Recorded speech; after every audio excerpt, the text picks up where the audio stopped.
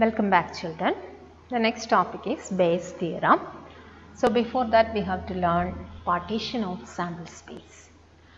So a set of events E1, E2, etc., En is said to represent a partition of the sample space S if it satisfies the three conditions.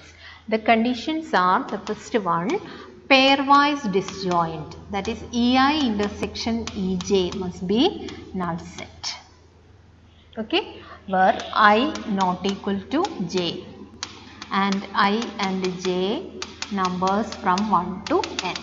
That means E1 intersection E2 null set, E2 intersection E3 null set, like that, pairwise disjoint. Then second condition is their union, E1 union E2 union etc. union En must be equal to the sample space S, that is known as exhaustive. Now the third one, probability of these events must be greater than 0, non-zero probabilities for every I from which numbers 1, 2, 3 up to n. If it satisfies these conditions, we can say that this E1, E2 etc. En represent a partition of the sample space, and this partition is not unique. There are several ways of, for one particular sample space we can find different ways of partition. Okay, for example, that we already discussed this Venn diagram E and F for independent events E and F. This portion is E intersection F and this one is E intersection F complement, E complement intersection F, and this outside the circle, that is E complement intersection F complement. And I already told you that these four are disjoint. Okay, so these we have four sets, four events. All these four are pairwise disjoint and their union, that's equal to the whole sample space, and also this probability must be greater than 0. So this is one partition. Okay, another example, when we throw a die, the sample space is set 1, 2, 3, 4, 5, 6. So I can write let E1. E1 means set of even numbers, and E2 odd numbers. Okay, is this form a partition of sample space? Yes. E1 union E2 gives S, E1 intersection E2 is null set, and probability of E1 and probability of E2 are greater than 0. So this is one partition. Another partition we can write E1 is equal to even prime number, then E2. One is neither prime nor composite, or I can write all prime numbers here 2, 3, 5. So E3 I can write composite numbers 4 and 6. Okay, what about this E1 union E2 union E3 forms S. E1 intersection E2 null set, E2 intersection E3 null set, E1 intersection E3 null set, and probability of each event, that is greater than 0. So this is another partition of the same sample space. So understood what do you mean by this partition of sample space? So here sample space is S, a set of events, we can write like this, E1, E2 etc. En is said to represent a partition of the sample space S if they are pairwise disjoint, their union is equal to sample space, and they have non-zero probabilities.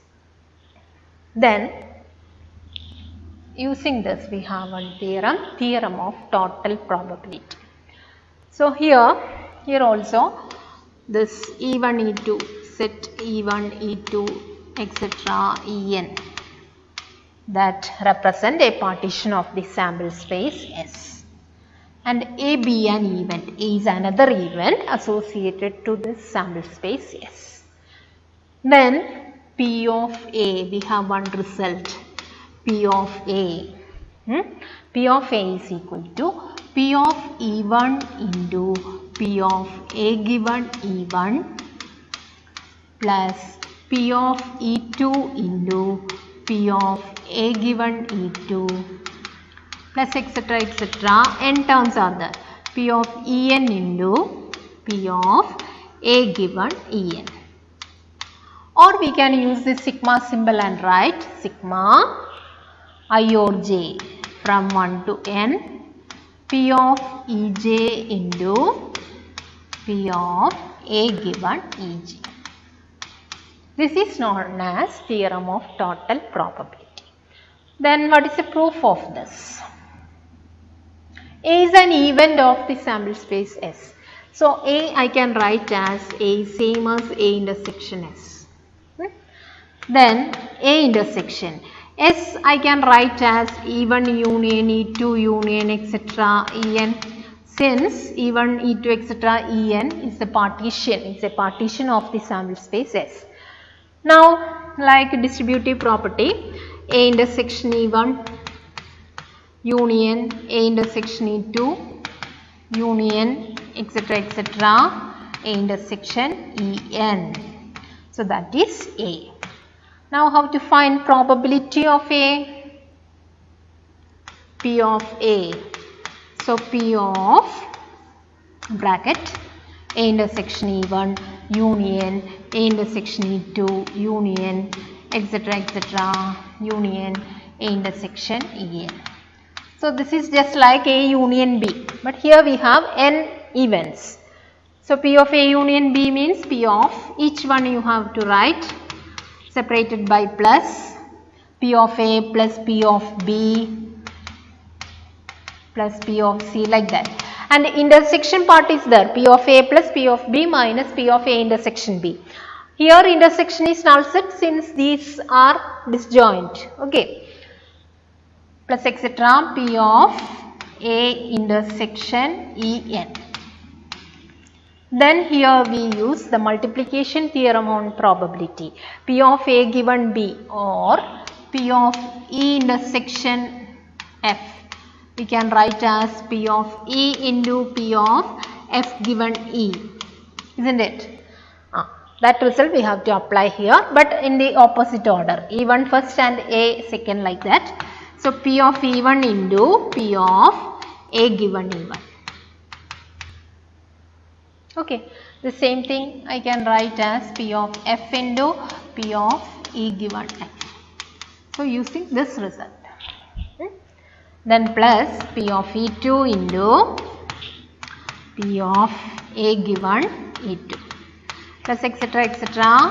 P of En plus P of En into P of A given En. So this is same as this one, sigma P of Ej into P of A given Ej. So you have to learn that part only. Okay, P of A. We can write P of A like this. What is P of A? P of A means E1, E2, etc. En, that represent a partition of the sample space S. A, B and A, B any other event associated to the same sample space S. Then the total probability P of A can be written as P of E1 into P of A given E1 plus P of E2 into P of A given E2, etc. P of En into P of A given En. So this result you have to learn. Now the next is Bayes theorem. So usually for probabilities, here two bags or two boxes. In the first box, suppose 3 red balls and 2 black balls. Here 5 red balls and 4 black balls. Usually the question will be, what is the probability of getting a red ball from the first bag or from the second bag? Or we can find the probability of selecting bag 1 or bag 2, like that. This all we can do. But if the question is the color of the ball, suppose the color of the ball drawn is red color, that is known. Then the question will be, what is the probability that it was taken from bag 1 or bag 2? Usually the question will be in the opposite way, that is, what is the probability of getting black ball or red ball from bag 1 or bag 2? Here, what is the probability that the red color ball taken from bag 1 or bag 2?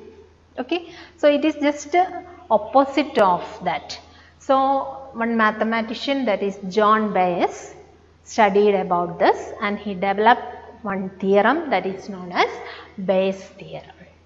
So what is Bayes theorem is, here also we use the partition of the sample space at E1, E2, etc. En, the partition of the sample space S, then P of Ei given A. This is the partition of the sample space S and A, B and any other event associated to S. Then P of Ei given A, that is equal to P of Ei into P of A given Ei by P of A. P of A, or instead of P of A, sigma A given Ej, where J is from 1 to n.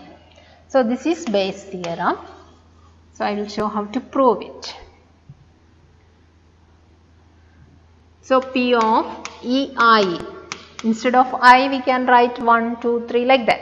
So Ei given A, it is conditional probability. So we can use that result, it is Ei intersection A by P of A. Then the multiplication theorem on probability, we can write it is same as P of Ei into P of A given Ei by P of A. What is P of A? Total theorem of probability we can write as P of E1 into P of A given E1 plus P of E2 into P of A given E2, etc. etc. P of En into P of A given En. Okay. So if it is E1,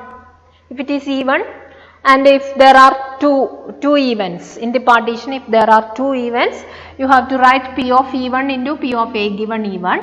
Here P of E1 into P of A given E1 plus P of E2 into P of A given E2. That much only you have to write.